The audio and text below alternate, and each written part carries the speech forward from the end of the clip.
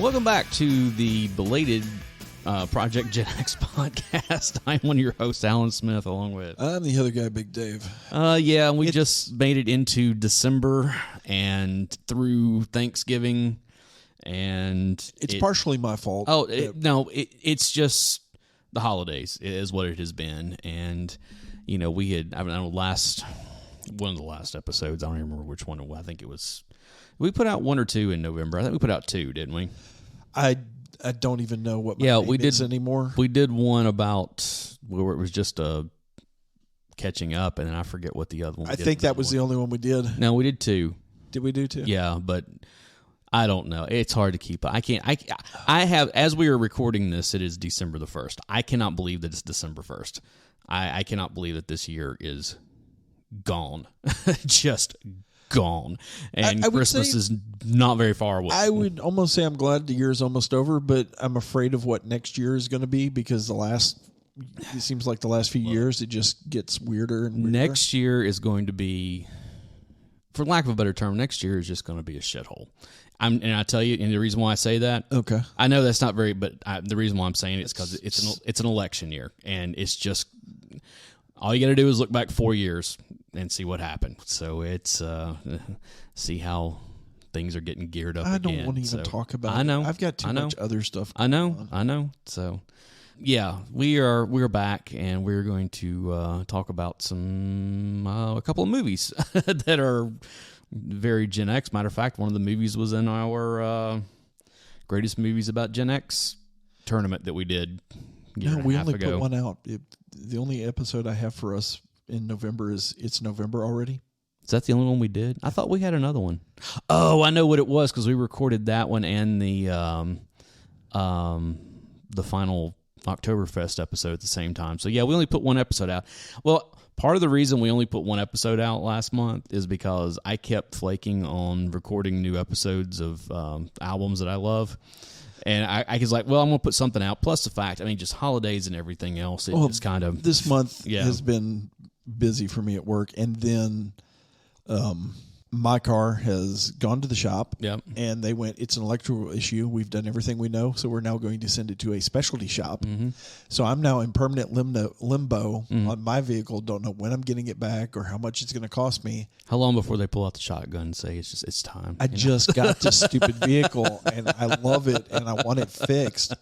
And then the Friday after Thanksgiving, my wife got hit by some woman who's claiming it's her fault and it wasn't because she blew through a yield sign. Yeah, well. And we found out. Welcome to Nashville. And I was already borrowing a car from my in-laws, and then we found out the hard way the other night that her vehicle doesn't have headlights now because of the wreck. Yeah. And so I had to, because it's... Was it just like a fuse or headlights? You don't know yet? We've got to go pick up a rental car tomorrow and drop it off at the shop on Monday. It may just need new bulbs. They're going to have to replace the front rim because the woman...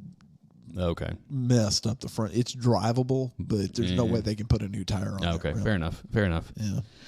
Oh, this has been Dave's car woes for December. Yeah, it's the opposite of the car guys. Instead of talking about how to fix things, we talk about how my cars are messed up. It has, yeah. Anyway, before we go off on a real tangent, this episode we're going to be talking about. We're going to touch a little bit on the origins, but we're going to talk about the two Wayne's World movies, Wayne's World and Wayne's World 2. 1992 and 1993. Okay. So there's a little bit of a misnomer on that. Yes, they came out in sequential years. Yeah. But the first Wayne's World movie was released on February 14th of 1992. And Wayne's World 2 was released on December 10th of 1993. So there was almost 2 years between them. Yeah. So it's and you can tell. Yeah. Okay. I'm going to go ahead and say this up front. Okay. While it's still on my mind, and I was when I was in high school. Okay. Yeah. My senior year of high school was when the first Wayne's World movie was released. Okay. Like I was down the stretch of Yeah. You know, it came out in February. I graduated in May. One of those things. And of course, Wayne's World was the biggest thing around. Well, go ahead. And all that stuff. So I had this shirt, Wayne's World shirt, that shirt, you know, because you're 18 years old and you're wearing your favorite bands or TV shows shirts and everything, even back then. I remember distinctly a little over a year later, it would have been in 93, probably in the fall of 93 or something like that. Yeah. After I'd gone to college.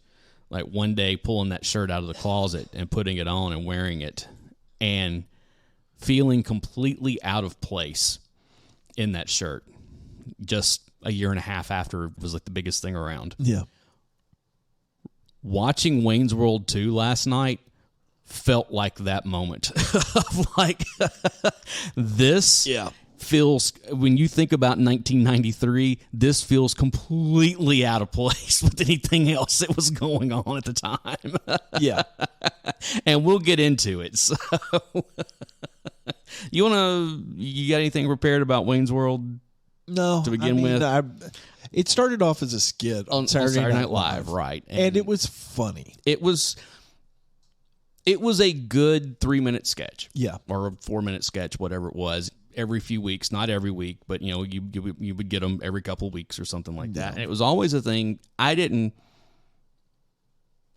never been a consistent Saturday Night Live viewer. The only time I really was a consistent Saturday Night Live viewer was when Dennis Miller was doing Weekend Update.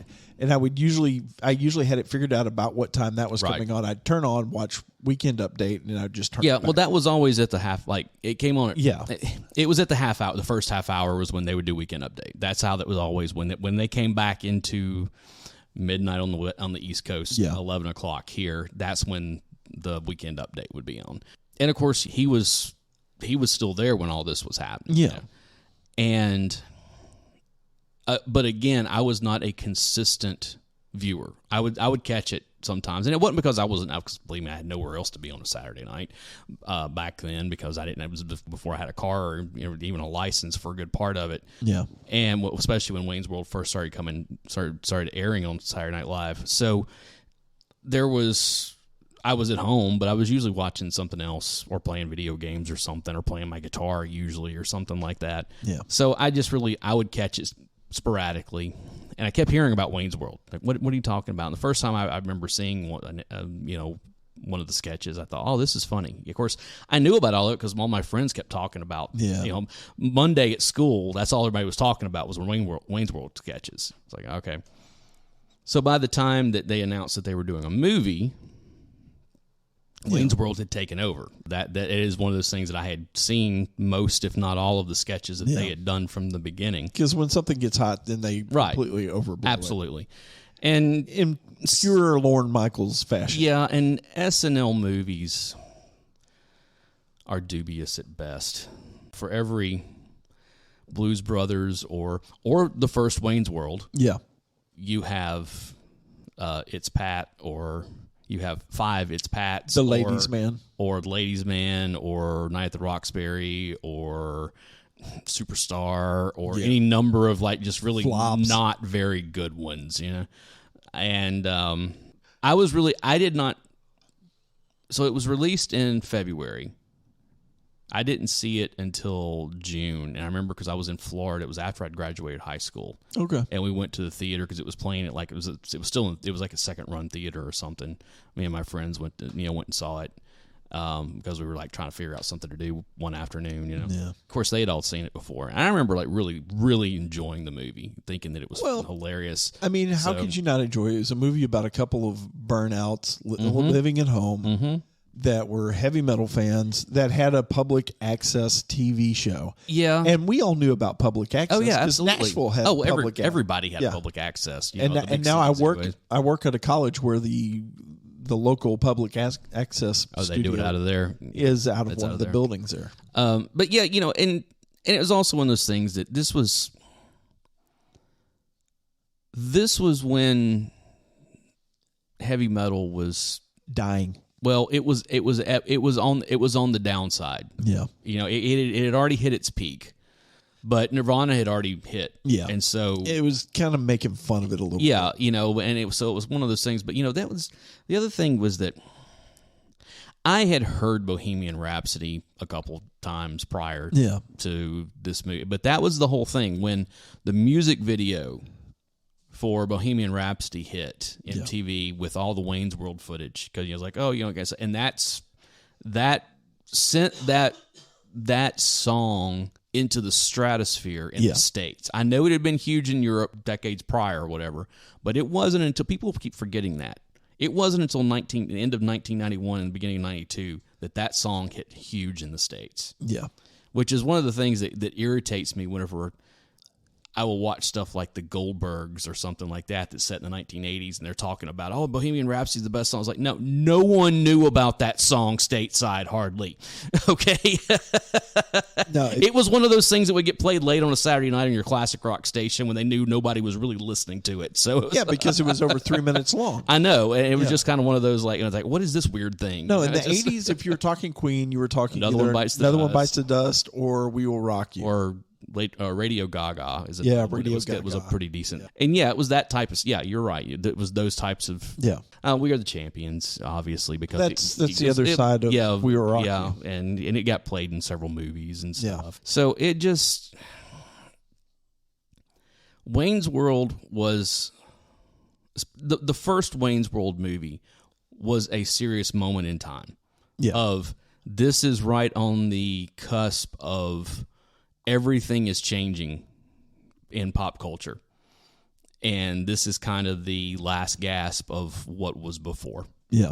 And if they'd stopped there, it would have been perfect. Yeah, and we'll get to it. Let's talk about the movie itself. Yeah. Because the challenge that SNL movies have always had is how do you take a 3-minute sketch and turn it into an hour-and-a-half movie? Yes. And like I said before, sometimes it works and sometimes it doesn't. Most of the time it doesn't. Most of the time it doesn't. And every once in a while you get one of those Stuart Saves His Family, which is so bizarre you can't not watch it. It's almost a Pee-wee's Playhouse. Dude, that movie, I remember seeing that movie, like it was on cable or whatever in the mid-90s. Of course, this whole Stuart Smalley, I'm good enough, I'm smart enough to know I'm black.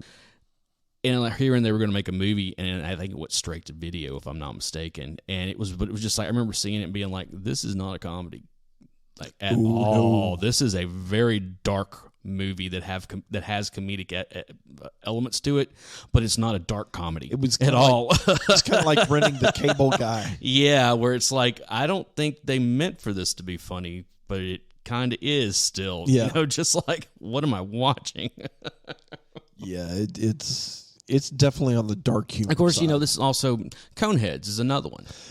That's not bad. It's not a bad movie. That was fairly big. Right, but I think the only reason we got the Coneheads movie is because Wayne's World did so well, honestly. And, of course, the Coneheads were from the 70s. That was original first 5 years stuff. Yeah. And, so you're literally talking about over a decade later, almost a decade and a half later, they made the movie. Yeah, they pulled it out. I was like, let's see what we can go back and rehash some of this stuff. Yeah. I did think it was kind of fun watching this and seeing Chris Farley in like a very minor, like he's in both movies, plays two different. It had been so long since I had seen the first Wayne's World movie that I forgot some of the people that were in this, and some of and a lot of the plot point, quite honestly. So when they walked out the back with the Alice Cooper and the concert, and Chris Farley's like, oh, I didn't even remember that he was in this movie. And are you pulling up the list of people? Yeah. So, as you know, we got Mike Myers, right. Dana Carvey, right. Tia Carrera, right. Rob Lowe, mm-hmm. Laura Flynn Boyle, mm-hmm. Brian Doyle Murphy. Yes. I forgot he was in it, too. Yeah. Colleen Camp as Mimi Vanderhoff. Kurt Fuller, Chris Farley, Meatloaf. Yeah, I forgot Meatloaf was in it also. Was the doorman, the doorman at the gas. Ed O'Neill. Yeah, I knew he was. Yeah, who plays Glenn, the manager of Makita's. That's the movie I want to see, dude. That especially in this first one. Yeah, the little pull away with him where he has that little monologue is like no, I want to see this movie. Yes. I want to see this movie. Of course, Robert Patrick was in it. Yes, yeah. Reprising his role as the T-1000 from Terminator 2. And of course, Alice Cooper and his band at the time. So yeah, and that's... Alice Cooper was really good in this movie. I know he was just playing himself, but of course it's a heightened version of himself, whatever. But it was still just kind of one of those, like, no, he was really good, and I was really surprised. Rob Lowe, people forget that when Rob Lowe made this movie, and then when he made Tommy Boy, he was basically just getting out of movie jail. Yeah, because of everything that happened with the scandal, that with the underage girls and everything that and the happened, cocaine and the coke and all, and all that kind of stuff, and the home video that emerged and all that stuff, where it was like he had a big resurgence in the late 90s and into on through the 2000s and even into now. One of those things. There was about a 5-year period in there where he was like they would not touch him with a 10-foot pole. No, so. That was when I remember seeing this movie, not knowing that he was in it, and being like, "Oh wow, he's still making movies." Like I thought he was done. Yeah, and of course he plays the most vile slime of the earth. Yeah. Which Rob Lowe plays a good bad guy. He always has. And the guy who played Rooney in Ferris Bueller's Day Off. No. You're right. That's a completely different guy. No, you're thinking of No, this guy, he was. You're right. He was in No Holds Barred. Yes. and, yes, that guy. I can't think of his name. And I'm like, because he is. He's one of those that it's that guy. Yeah. Peter Is it Peter DeLuise or Michael DeLuise? It was Peter DeLuise. No, it was Michael DeLuise. One of the DeLuise brothers is in this one also. Yeah. He's like one of the background. He's one of the guys. They're buddies. I think it's Michael, if I'm not mistaken. Yes, Michael's the younger one. And it's just you see these little. People here and there, and it's like, okay. Also, it's basically just a bunch of sketches stitched together into a movie. I really like the way that they did with them talking to the camera. Yeah, where they acknowledge that they're breaking the fourth wall, and kind of setting up everything, and even the people around them, because there is that whole thing with Ed O'Neill's character where he goes off and then Wayne's like, no. Me and Garth are the only ones that can talk to the camera or whatever, type thing. And it's funny, like with Garth, even because you get the whole. I didn't realize, or maybe I had just forgotten how socially awkward Garth really is. Yeah. But you really get that with that first. With him talking to the camera. Yeah, I don't really have anything to say. Yeah, right, it's just kind of like, and it's just, oh, look over there. Yeah, and it just, I know, and that kind of stuff, and it's just like, okay, there had always kind of been that whole, to put it in other terms, the whole Beavis and Butthead thing, where you have Garth and Beavis and Butthead are like kind of the same, and then Garth and Beavis are kind of the same, and then Wayne and Butthead are kind of the same. Is like they're the ones that are kind of driving things, and they're the sidekick, and who from time to time makes things happen. Yes, from time to time. Yeah, but it what is the plot to this movie? At least 2 has a plot, okay? But this one... No, it's just a day in the life of Wayne and Garth. More than a day. I mean, but it's just like... Rob Lowe, who's a television executive in Chicago, his girlfriend happens to flip the channels and wants to watch this public access show from Aurora, which is a suburb of Chicago. Right, and so he's like, "Oh, we can do something with this. We can take the show and use it for advertising. Right, for this arcade thing that's not doing anything. Right, and then then hilarity ensues. Yeah, something like that, and then. Wayne and Garth go to what was the name of the place? It was the Gas something. That was the name of the club. Oh, anyway, but they see Crucial Taunt, which is Tia Carrere's band. Yeah, and look, Tia Carrere is a good singer, like she is, but she does not need to be singing rock music because she just doesn't have the voice for it. No. I mean, she doing pop music and that kind of stuff is fine, but there are multiple times when she's trying to sing in a rock style that it just really does not translate well at all. Doesn't work. No. And You said something earlier when we were kind of talking. You said talking about how like you remember thinking that Tia Oh, Carrera was. I remember when the movie came out, I was like, dude, I got a crush on her. And I watched it the other night, and I'm like, why did I have a crush on this girl? Don't get me wrong, Tia Carrera. I mean, she's cute. I still found her very attractive, but I too did not. I remembered her being more attractive than she was whenever I watched it this time. Like, okay, that was just the 18-year-old me. Yeah, that's kinda what I was think it's thinking, probably what yeah. it was. And like I said, don't get me. Tia Carrera is still beautiful. Don't even get me. Sorry, I had a different mental picture of her than what was actually on screen. Yeah, me too.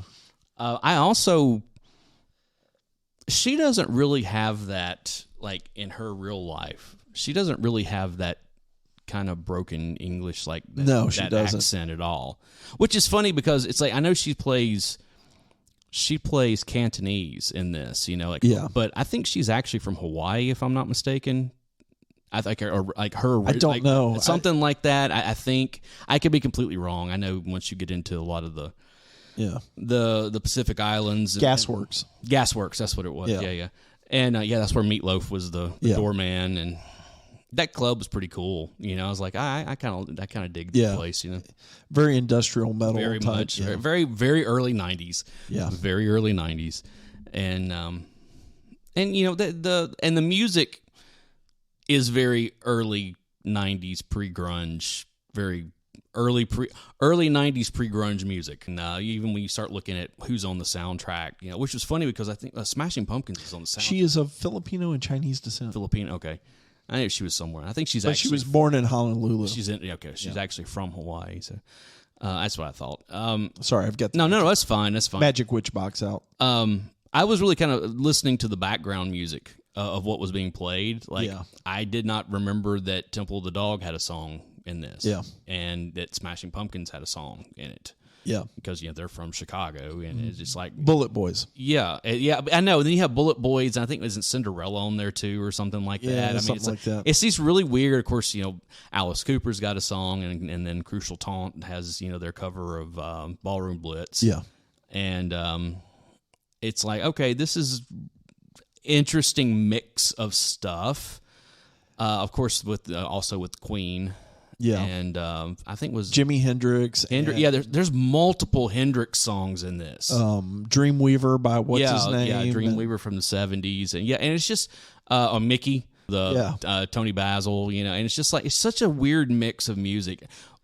And talk about when we get to Wayne's World 2, talking about the weird mix of music that's in the thing, where it's like, what in the world? I'm actually trying to find the entire list of. Yeah, I'm not that concerned with it. The ending of this movie, because it kind of gets through the beat. Oh, he meets her and kind of has to win her over, and then they become a couple, and then of course he learns Cantonese. And then of course Rob Lowe tries to. There's the whole and kung fu overdubbing fight scene. That's in the second one. Was that in the second one? Yes. Oh, you might be right. Yeah. No, it was. Believe me, because I got them mixed up also of certain things of like Black Sabbath was in there with Time Machine. Okay. Of course, Alice Cooper, Rhino Bucket, Eric Clapton. Loving Your Lovin'. Okay. Soundgarden, Kicks. Ugly Kid Joe. Oh, yeah. Everything About You was played at the very beginning of it. Yeah. Temple of the Dog was All Night Thing. Right. And Tia Carrera had recorded like 3 or 4 songs. Right. Yeah, she had several songs on there. But yeah, so it kind of goes through, and then it gets to the end of it, and it's really kind of funny the way that like they go through the ending. Yeah, they go through the sad ending. And they're like, Scooby-Doo no, let's do the Scooby-Doo ending, and it's like, let's do the happy ending. Yeah. And it's like, okay, I that's funny. That's I tell you what, I remember seeing it the first time, and I still got a chuckle out of it this time, but not nearly as much as the first. In the beginning, when they go to the donut shop. Yeah, and the police officer meets them out front. And he's talking about how like he had to do like full cavity searches on people, whatever. Yeah, the payoff on that at the end of the movie, is hilarious. Just like I remember just laughing uncontrollably the first time whenever it was like, oh, and especially whenever Rob Lowe's character shows up at the studio later and he's like waddling in, and it's like, oh God, that's Yep.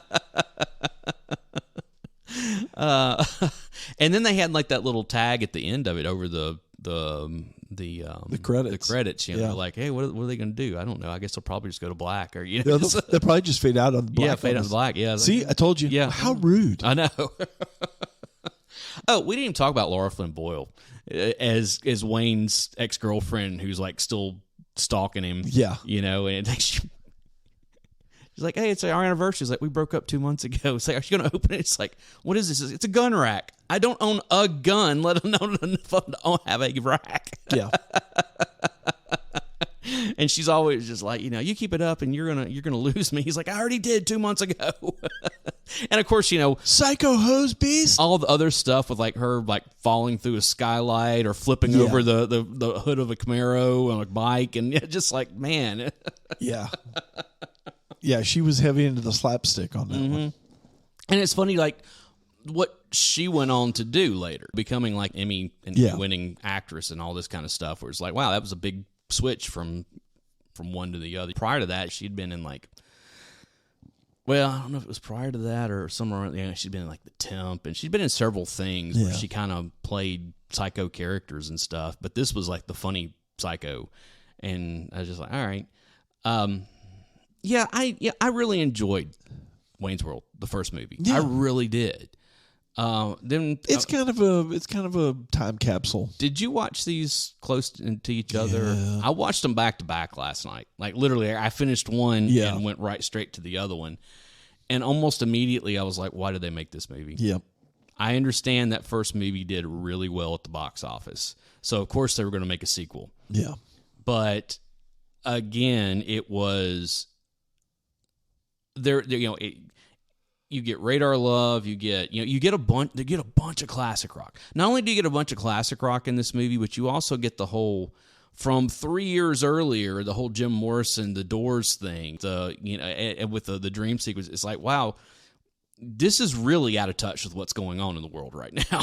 This is like, it's just one of those things where you look at it and go, I know you were trying to make money, but couldn't you have made something at least kind of contemporary? I mean, like, really and truly, the most contemporary stuff that they did was the fact that Aerosmith was on an upswing at the time, so of course you went to see Aerosmith.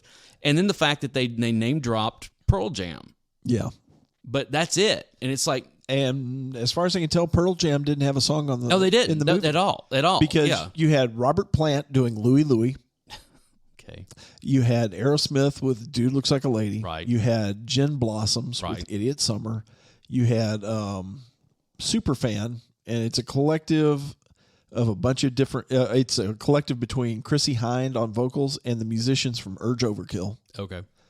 Joan Jett and the Blackhearts. Right. I Love Rock and Roll was in there. Norman Greenbaum with Spirit in the Sky. Right. Yeah. Classic rock. Out There with Dinosaur Jr. Yeah.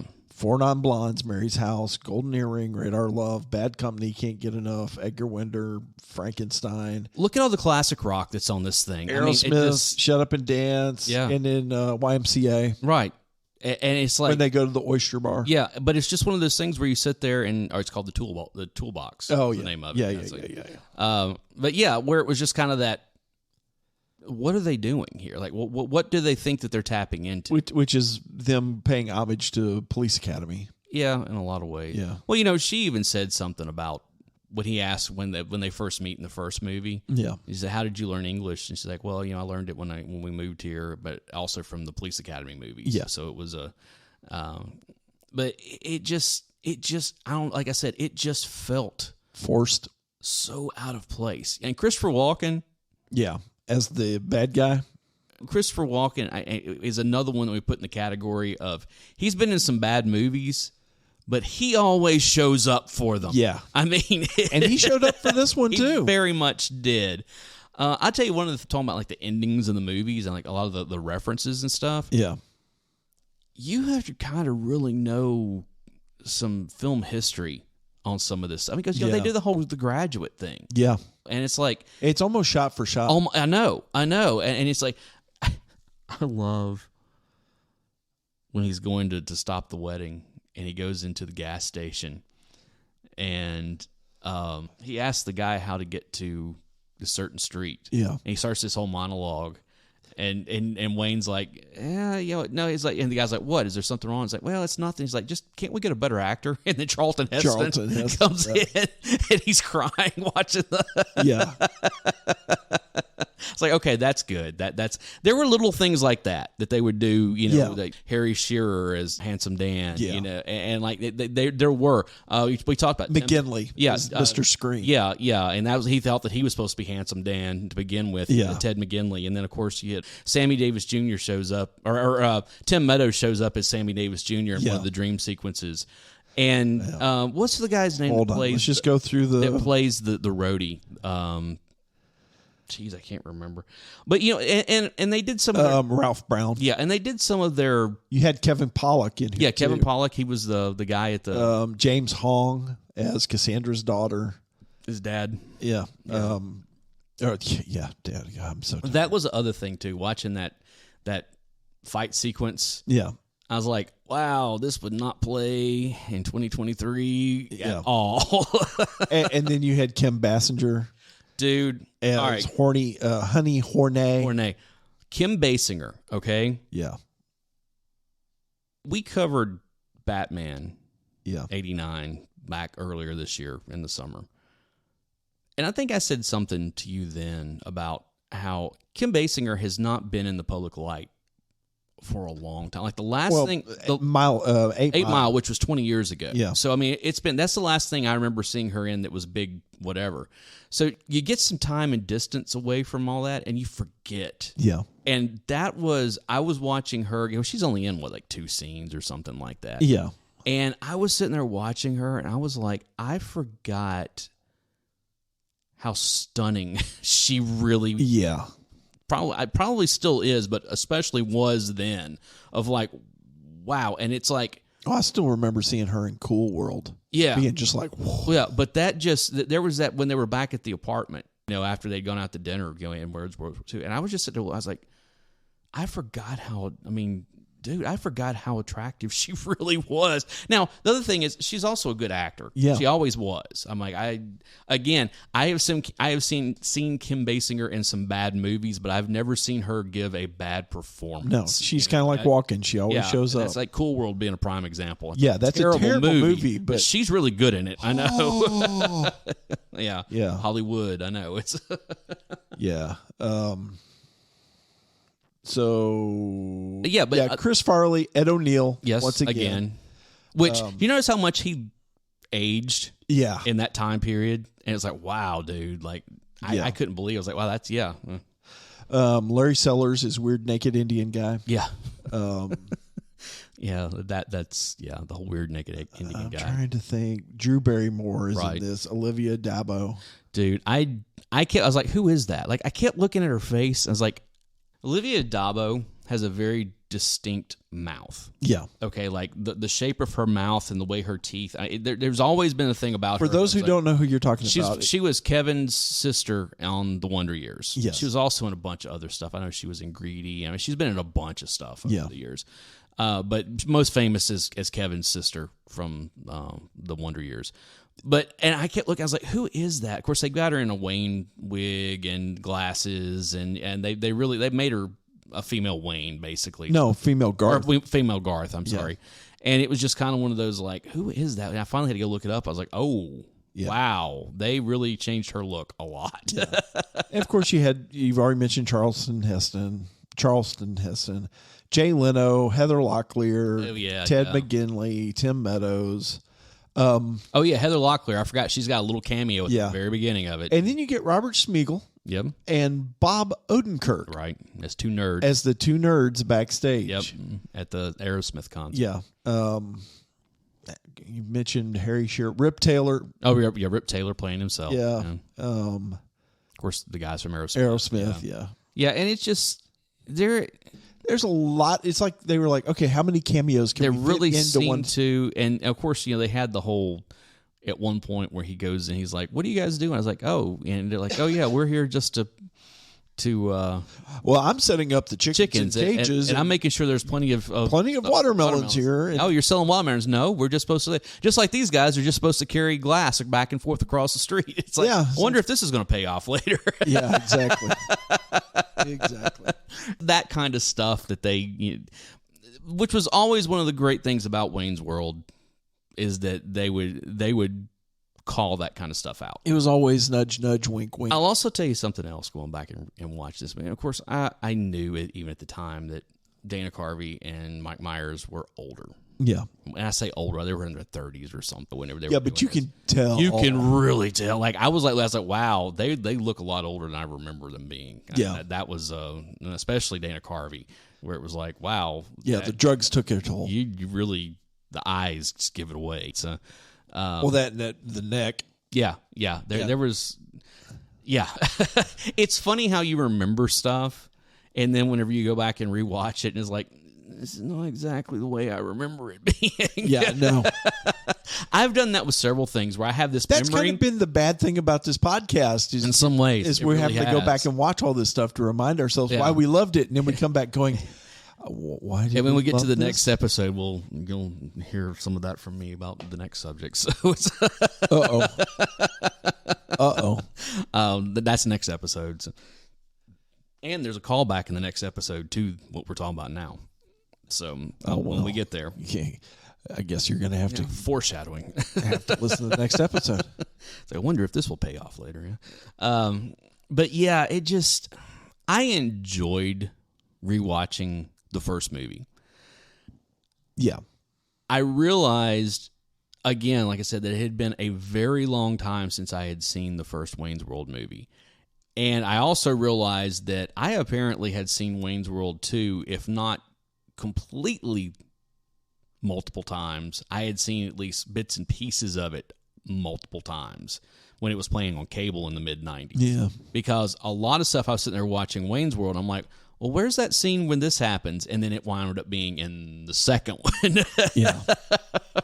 Like the fight between him and the dad. Yeah. And also whenever they're at Cassandra's place and she... Honestly, I think you probably could have taken both these movies and made one really good movie and made one really good movie out of it. And when she's talking about, like, hey, look what I got at...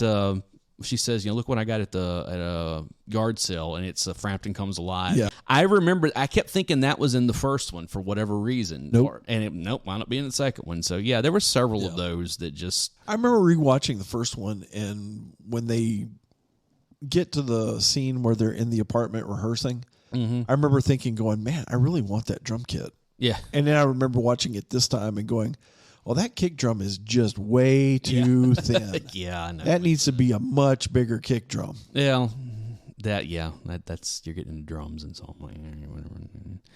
Yeah, things you beat on, and that's about it. So. Throw something at you. Things you can program with a computer. Get out. This is my house. Get out. Things you can program with a computer and it doesn't give you any lip. How about that? Yeah, definitely get out. Jerk. But yeah, I really enjoyed revisiting Wayne's World. The first one. The first one. The second one, not so much. I did. We had talked about doing this a while back. Like this topic was one that we've been discussing doing for a while.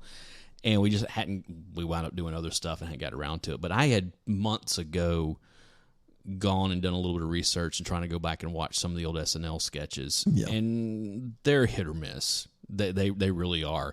It's kind of one of those things you remember the really funny ones and think that was all the good ones. And then there's other ones where you're like, oh, this was dead. Like this just never went anywhere. SNL's always like that, though. I mean, it's always you remember like these really funny sketches, but then you forget the other 5 sketches in that show that were just completely terrible. It's the risk of doing live TV. Absolutely. If it hits big. If it fails, it's right. And that's the whole way. Especially if you go back and watch the very first Wayne's World sketch, nobody knows anything about it. It's just what's going on here, and it's got a couple of chuckles and that kind of stuff. But I think it was the second sketch that they did where people were like, oh, okay, it says the Wayne's World guys, and then they like actually had the characters down, and this is what they're going to be, and and all that kind of stuff, and it was like, okay, this is when it really caught on. But that very first sketch is kind of rough, and then there was a few other ones in there that was kind of rough as well. Probably their best stuff was the ones that they pre-recorded, like the stuff with Madonna and all that, where it's like, no, these are really funny, and both Carvey and Myers are good improv guys, but they're really better with a script. Yeah, quite honestly. So it is what it is. And again, hindsight's 20/20. You come back and you think about it a certain way, and then you watch it, and it's like, okay. Do you have anything like that you remembered a certain way, and then you like watched it or go back and listen to it? Like half of everything we've talked about on the podcast. I'll tell you, since I've been doing those episodes of my favorite band or my favorite albums, because I've got a few more that I'm going to get in before the end of the year. Then I've gone back and re-listened to, and I was like, I understood why I liked that back in the early 90s, and I understand why I don't like it quite as much now in the 2020s. Yeah. It's like it is very it's very of its time and very dated to that time and what I would have been feeling at 18, 19, 20 years old or whatever, and maybe not so much at almost 50. Well, that's why music is a journey. Yeah. Oh, that reminds me. Uh-oh. In Wayne's World 2. Uh-huh. They were talking about going to a Kenny G or something about Kenny G or something. And like Garth is like in the... Oh, no, it's Kenny. They say something about Kenny G. Yeah. And then Garth is like, goes into his imagination, and he's at a concert, and everybody's sitting there, and then he's getting his teeth drilled. It's because his dentist listened to Kenny G when he was drilling his teeth. What I thought was hilarious, and I noticed it, and I had to like rewind it, like at the end of the movie. Yeah. When they're went through the credits, when it gets to the music stuff, the very first thing it says on there is who actually recorded that song. It was not Kenny G, and then right underneath it said Kenny G did not authorize us to use any of his music in this. Yep. Yep, which means they used it without permission. But that wasn't him. I know, but they had somebody else record something that sounded a lot like it. Yeah. And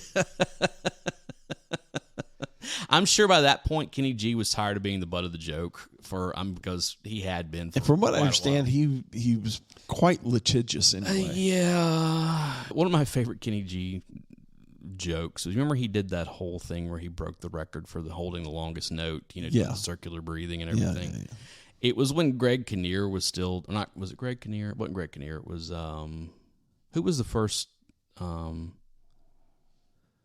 host of the Daily Show. He used to be on ESPN. It was when he was hosting, and before Jon Stewart took over, and that was one of the things that Craig Kilborn. There you go.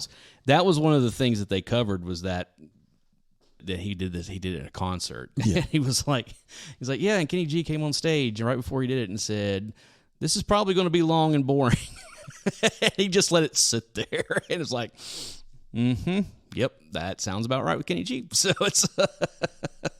Do you know who I'm talking about when I say Gabriel Iglesias, Fluffy, the comedian? Yeah. Okay, he tells a story.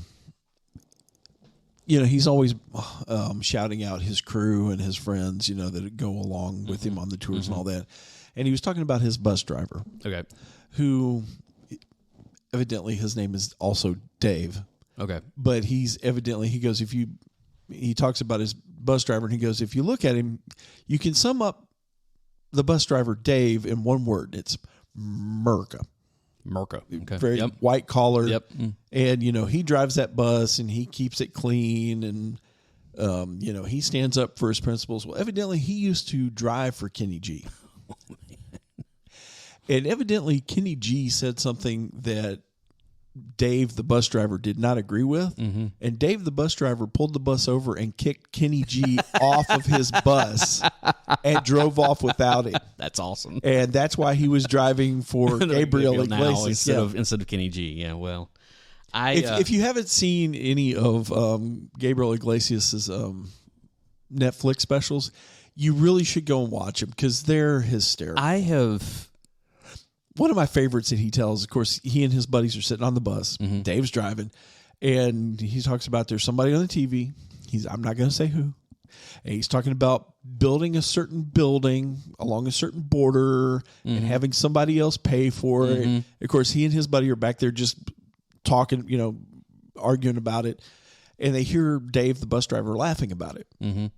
And Gabriel's like, yeah, you shut up, Dave. You don't get to say anything about this. And so there's a electronic partition between the rest of the bus and the bus driver. So he reaches over and he hits the button. He starts sliding that closed.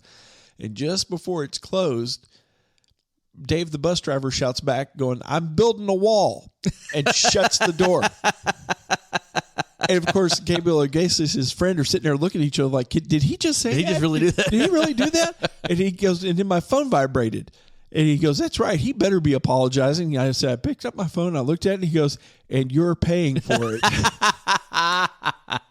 That's good. So how can he be mad at that? I mean, honestly, that's no, but you really should go and watch some of his comedy specials because he is hysterical. I love he's one of Fluffy. Those guys that when he was kind of at his height, which I guess was probably in the 2000s, somewhere early mid 2000s, maybe in the early 2010s. I don't know. I don't know. Somewhere during that time he kind of got lumped in with a bunch of other people that I would catch bits and pieces of. And be like, oh yeah, that bit was funny, but didn't really follow. I haven't followed comedians so much, since I was out of my 20s, I guess. I mean, there have been a few of them here or there that will jump up, and I'm like, oh yeah, that's funny. But it's kind of like Bill Burr, okay? Yeah, Bill Burr is one of those guys that I have liked because he's been so irreverent and really just gives zero Fs whatsoever. He's an equal opportunity offender. But in the last year and a half or so, I have seen him multiple times on things where he has said stuff where I was like, and this goes against everything that you portray yourself as when you're on stage. Yeah. And I'm just like, look, I understand there's a difference between the art and the artist, okay? Yeah. But there is also that whole, hey, you're selling something that you're not living, and I don't like that. That, for me personally. Now, again, I don't know Bill Burr, okay? Who knows? Yeah.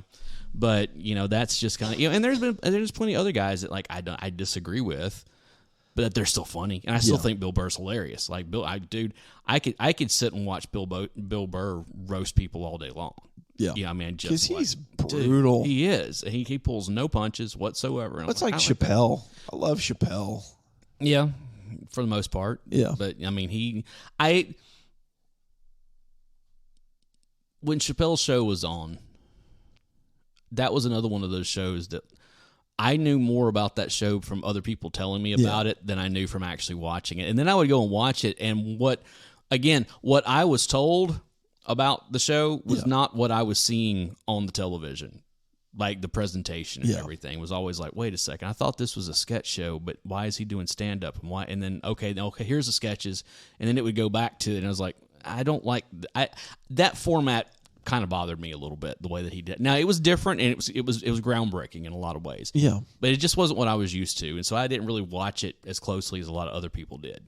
I kind of like to have my sketch comedy over here and my stand up over here. No. So it's and honestly, I remember Chappelle's show and all, and watching it and being like, yeah, this is okay, but it's his stand up stuff after he came back that I really enjoy.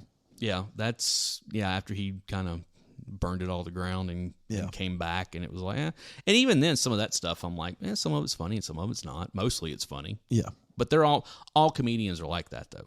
All of them. Yeah. I think I shared the clip with you. Like, I really love Eliza Schlesinger. Okay. I've liked her for close to a decade. I always thought she was hilarious. And, her whole older millennial gimmick is kind of funny, whatever. But there was recently, there was this clip of her where she's doing her whole about, we've, we've been dumped on from the beginning, and this and that, and and all this kind of stuff. And of course, she's doing it in a comedic way. There's comedy in there.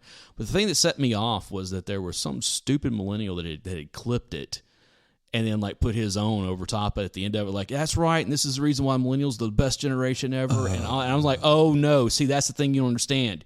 You guys are shit. Okay, that is. I'm sorry. As I guess as I am officially approaching the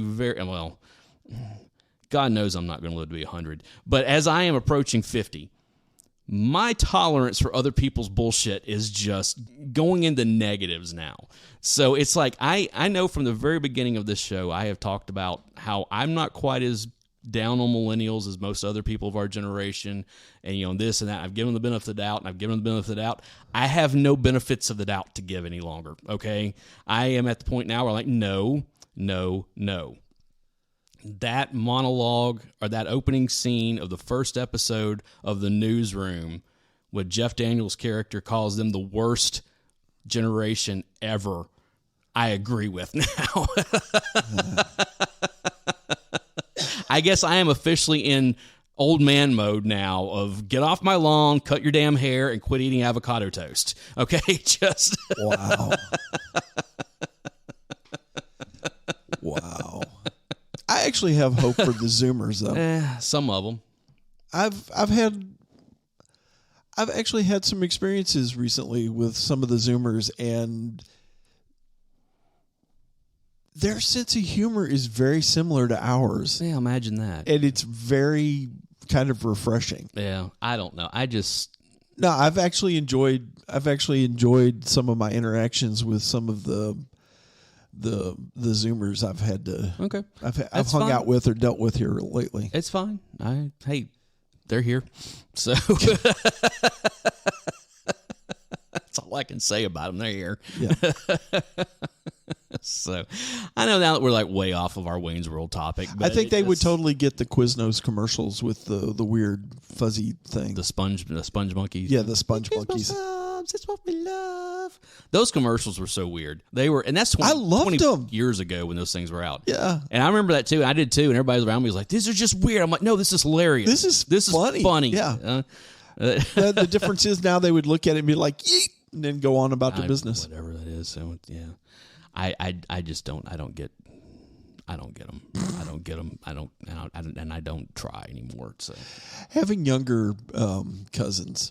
I have younger cousins. And hanging out. I mean, it's, I over the holidays, I hung out with my cousins' kids. Yeah. And they're 13, 14 years old, 15 years old, somewhere around. I think one of them's 13, one's 15. And I was just like, yeah, okay, yeah, I get this now. Yeah, and I even remember like her middle kid a couple of years ago. They were in town, and I went to go. I forget where to do. So I went to go pick them up from the hotel. We were eating or whatever, and so I was like hanging out, and Allison was in the car with me, and her parents were inside taking care of something with the hotel, and we were sitting there, and all of a sudden I found myself going through all the usual crap that you ask a teenager that you don't know how to talk to. How's school going? Blah blah, that kind of stuff, and I just stopped at one point. I'm like, let me give you a little bit of advice. It's like, this is something that no one ever told me whenever I was your age, and I wish I had known it. And I was like, there comes a point in your life, no matter how, and a lot of times it happens sooner than you believe that it's going to, where you just don't know how to talk to teenagers. Nope. At all. Like, nobody, doesn't matter how many pop culture references you have in common. Doesn't matter. You just get to the point where you're just rattling off the same crap that you wish people hadn't asked you when you were that age. Yep. And so I was like, I'm not going to do it anymore. Okay, this is I'm just like, yeah. I was like, it'll happen to you too. It will. You will say it won't, but it will happen just the same way. Yeah. It's that weird thing with teenagers where it's like, I still very vividly remember what it was like to be a teenager. You gotta wait. And I don't sugarcoat it. I know how stupid I was back then. You almost have to wait for them to get like into their 20s. Yeah, but even then, conversations, it's still kind of. And I think what I've come to is that like my son is about to have a big birthday. Yeah. Okay, I have a hard time imagining him being 10 years old. Okay. Like in my head, he's still like 3. Okay. So sometimes I find myself talking to him like he's 3 because in my head, he's still 3. And I was like, no, you're not. And that's the same thing with my cousins. I still imagine them being 3, 4, 5 years old somewhere in there, even her oldest one who's going to be 25 here in a little bit. So I have to like readjust to, okay, they're on the cusp of being adult. 2 of them are on the cusp of being adults, and the other one already is an adult. So I have to like talk to them that way now. And I get that, so yeah, it's just weird. I don't know. Getting older is weird, and being young is weird. Yeah, it's weird. Life is old weird. Is weird. Life is weird. That is, I think that's, if nothing else, I mean, that's what we're supposed to take out of this episode is life is just weird. And there is no roadmap to it whatsoever. And we're all just kind of getting along, trying not to screw it up as best we can. And some of us we're really good at screwing it up at certain times in our lives. Yeah. And it's just, I remember telling my therapist that years back when I was going, seeing a therapy, talking to, seeing a therapist. Yeah. And it was one of those things where I was just like, I told her, I was like, I have never been scared of screwing up because I'm a wonderful screw up. I always have been. Mm-hmm. It was getting stuff right that always bothered me because now people are going to have expectations. It was just like, yeah. There's a rock song in there somewhere. I know there is, but and or it's probably already been, or some kind of Gen X movie. Yeah, of some it's sort. it's probably already been written somewhere. I'm not saying anything new. It's just that at God, I was not expecting this episode to all of a sudden be me having my existential crisis about turning 50. But I'm really not because I'm okay with it. It's just I can't wrap my head around being 50. I can't wrap my head around being in my 40s for all that, although I'm at the very end of them now. And it's just because it's that, it really is that push and pull of, and for about a year now, it's really kind of like since I turned 49 especially, I really have been going through this whole, maybe it's time to put away a lot of the stuff that you held on to for all this time and start acting like an actual adult. But then I'm like, I don't feel good in that world either. Yeah. I don't feel good in either one of these worlds. It's like I don't want to be the guy that's still hanging on or trying to hang on to his youth, but at the same time, I don't feel like I belong over in this column either. And so it's just kind of one of those I don't understand it. I don't understand it in the slightest. And if I'm having any kind of existential crisis about turning 50, it's that push and pull between like this is who I've always been. Yeah. And it doesn't fit in with what society expects you to be at this age. Yeah. So it's kind of a... No, I get that. I've already been there. I'm still doing it. I mean, I'm the guy at work that is like half dressed up but still wearing Chuck Taylors. Yeah, it just... And trying to deal with being professional but also not being one to play politics, which does not work in the workplace because you've got to play politics, and I don't like doing it. Yeah, I don't want to. I had someone recently talk to me like a human being. Don't talk to me like an asset to be manipulated. I had someone recently. We were doing some legal stuff, and I won't get into all of it, but someone that was on the other side of the table, we'll put it that way, made a comment. Yeah. And I immediately was like, look, if it was just me sitting on this side of the table, I would burn this thing to the ground. Like, for everybody. And kind of aback, and I saw the look of, how old are you? Like, it sounds like something that, and I'm just sitting there like, I don't care. I'm always going to be like that. You want to know how old I am? I'm old enough to where I give 0 Fs anymore. That's what it comes down to. It's like, and I really don't care. Well, every once in a while, somebody will be like, "Well, you're getting older. How do you picture yourself? When you're like older?" And I look at them, I go, "Have you seen the movie Secondhand Lions?" Yeah. And some have, and some haven't. I've seen some of it. Yeah. And I go, you need to go watch Secondhand Lions because it's going to be me and some of my buddies sitting on a front porch with shotguns waiting for folks to come up the yard. Man. Yeah, I know. Try to sell us something. I know, but it's just, I don't know. Yeah, I'm sorry. I didn't mean to and get into trouble and derail this episode. Maybe die flying an airplane that we built in a barn through a barn. There you go. Kind of makes me go back to the Black Widow movie. He's like, oh, this would be a cool way to die. Yeah. I was having that conversation with my cousin the other day. He's been helping Charlie. Has been helping us with the job site, and we were both talking about like those times in our lives where we were just like, well, this is it. Yep. This is where this is, and this is how it happens. No, it can't happen like this. This is just. I was expecting something a lot bigger and grander than this, or as he said, he's like, oh, really, this is the person I'm going to die with? No. This is. Yeah. I know you and Corey many times had the whole, really, he's getting us killed. He's getting us killed today. I know he is. It's like, you have, Corey has. I know. I don't think I've been the one. No, you were always trying to be at least the level-headed one. And you and Corey both. I was always one running my mouth. Still one always running my mouth. But it's like, it goes back. I'm the one that's getting ready to pop things off. Mm-hmm. Things have gone terribly sideways. Yeah. It's like there was a meme that went around a couple years ago. It was something to the effect of, if I'm ever murdered, just rest assured that I ran my mouth all the way to the end. And that's exactly. It's but hey, I guess we're all getting there, our own ways. I think this was pretty apropos for talking about Wayne's World and something that was of our youth. Yeah. That you go back and look at, and it's not quite what you remembered it being, but it was still fun to revisit. But then you're still looking like, what's ahead? When they did the reunion, like when I say they did that SNL reunion a few years ago, but then they also did there was a commercial that they did.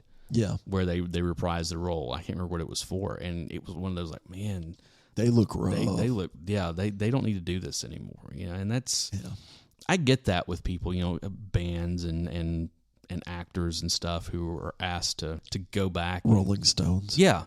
Dude, have you seen them recently? I saw a clip of them. It's been in the last couple of months from one of their shows. Yeah. And I was just like, somebody get these guys off the stage and tell them, and don't let them back on again. Just like, don't. Because, well, they got a new album coming out. I guess if that's all you've ever done, it's hard to just walk away from it. Yeah. But you just sit there and look at it and you're like, this is just kind of sad. And there are several musical acts out there that I have loved over the years that I'm like, no, you need to just go away. Motley Crue is one of them. Motley Crue is one of them. I saw Alice Cooper a few years ago, and I enjoyed seeing it, but there was still that whole like, oh yeah, Alice Cooper's in his 70s now, and when I saw like, he wasn't moving that great. Let's put it that way. When I saw Alice open up for Motley Crue on the No More Tours tour, that's been a few years ago.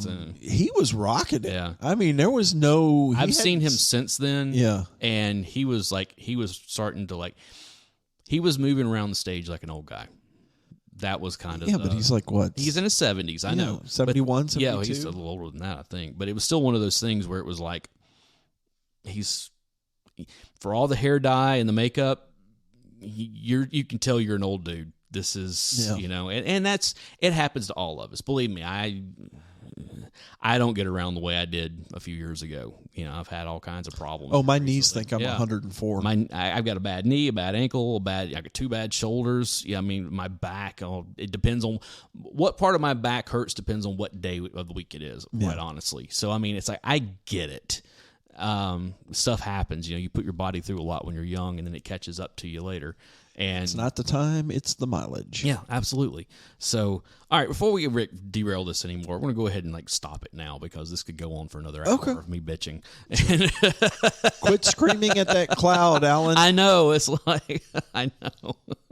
I feel like I need to drop that Abe Simpson in there. Like, do it. what was the one about? I used to know what it was, and then it changed, or what I'll find it and drop it in here because it's very apropos these days. I used to be with it, but then they changed what it was. Now what I'm with isn't it, and what's it seems weird and scary to me. It'll happen to you. Guys, thank you for putting up with our nonsense. Putting up with this. For over 200 episodes. Yeah, we're 200 and some change now. I don't even know where we are any longer. We've been doing this for over 4 years, which is crazy. It's hard to believe. And so, yeah. The fact that we haven't had a major fight. It happened recently. Yeah. Yeah, go check out all of our social media in the show notes. And if you would, do us a favor and go and rate us and give us a like in your podcatcher of choice, whatever it is. iTunes or Apple Podcasts, what they're calling it now, really helps a lot if you use them or if you have an account. Yeah. But it also helps in any of them if you would go and do that. It doesn't cost you anything, and it helps us tremendously. My preferred caster is Podcast Guru. Yeah, I really love Overcast. So, guys, thank you so much for the Project Gen X podcast. I am Alan Smith. I'm the other guy, Big Dave. And we will see you again real soon. Sure. Wait,